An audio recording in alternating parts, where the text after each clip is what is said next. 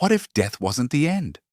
What if your loved ones never really left, but just moved upstairs? In the highlands of Sulawesi, Indonesia, the Torajan people have a relationship with death that's unlike anything else on Earth. They don't bury their ancestors in the ground. Instead, they carve their final homes into the same cliffs they live under. I've come to these mountains to understand why they built this incredible graveyard in the sky. Getting to Tana Toraja feels like traveling back in time. You fly into Makassar, the capital of South Sulawesi, and then you brace for a long, winding, 8-hour drive into the mountains.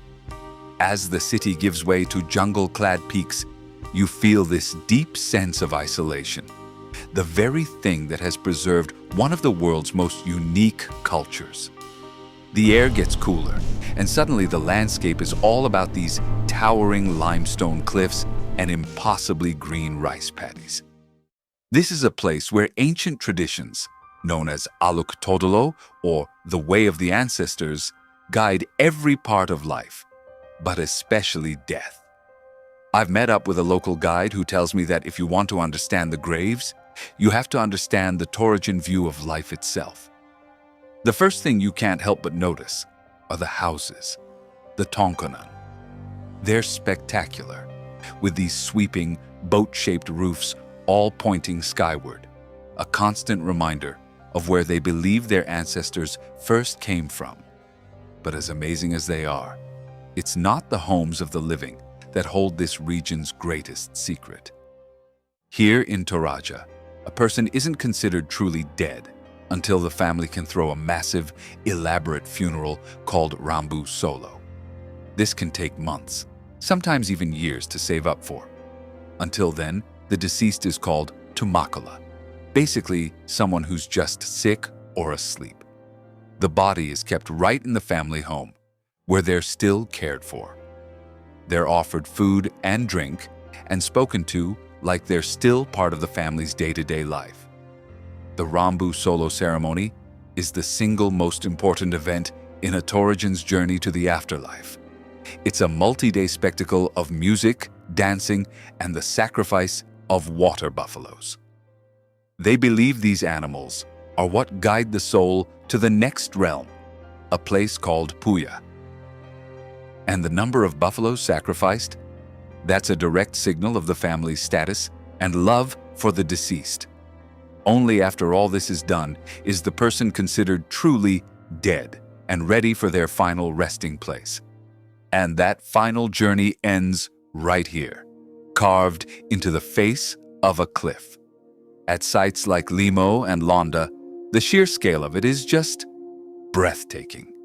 Instead of graves in the ground, you find chambers that were painstakingly chiseled out of solid limestone by hand, a process that could take months. These are the tombs for the nobility. The higher the grave, the higher their status in life, literally placing them closer to the heavens. Watching over everything are these silent, wooden sentinels. They're called tau, life-sized effigies carved to look like the person who died. But they aren't just statues. They're believed to be vessels for the spirit, guardians that protect the living and keep the connection between generations alive.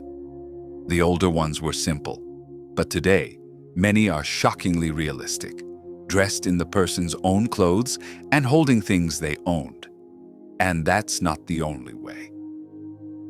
At other sites, like Kete Kesu, you find hanging coffins just suspended from the cliff on wooden beams. Over decades, the wood rots and the coffins fall, which they see as a natural return to the earth. And for babies who died before they started teething, they were buried inside the trunks of living trees. The belief was that as the tree healed and grew, the child's soul would continue to grow right along with it. So why go to all this incredible trouble? It all comes back to their beliefs. The cliffs are a bridge between our world and the heavens, where their ancestors came from. Placing the dead high above the ground is the ultimate sign of respect, elevating them to a place where their spirits can watch over their family. On a more practical note, it also did a pretty good job of protecting the graves from being looted.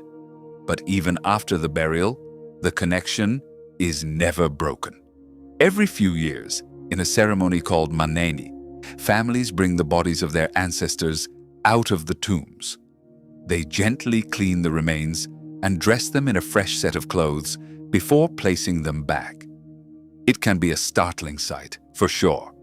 But for the Torajans, it's a beautiful, powerful expression of love.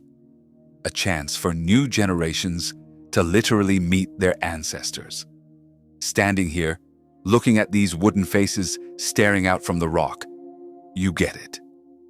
In Toraja, death isn't a final, sad goodbye. It's a promotion. It's a shift to a new state of being, where the line between the living and the dead is beautifully and unforgettably blurred. This journey into the mountains of Sulawesi shows you a culture that faces mortality not with fear, but with celebration. It's a completely different way of looking at life and what comes after. What do you think about it? Let me know your thoughts in the comments. And if you want to explore more of the world's most incredible cultures, be sure to subscribe and ring that notification bell so you can join me on the next adventure. Thanks for watching.